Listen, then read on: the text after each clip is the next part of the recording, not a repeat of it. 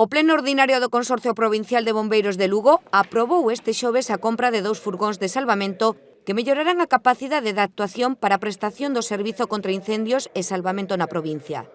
O presidente do órgano e da Deputación, José Tomé, presidiu a sesión a que se aprobou destinar 323.000 euros á adquisición destes vehículos con dimensións máis reducidas e tracción 4x4 que permitirán realizar rescates nun menor tempo e chegar a zonas de difícil acceso.